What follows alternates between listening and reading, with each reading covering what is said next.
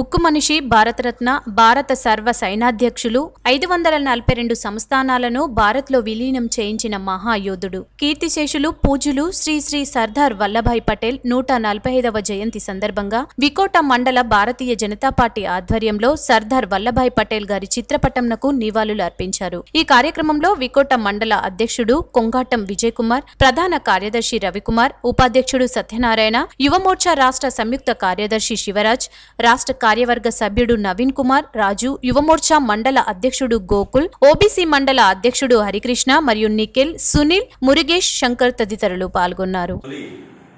home మంత్రిగా ఉన్నప్పుడు కూడా మన దేశంలోని అనేక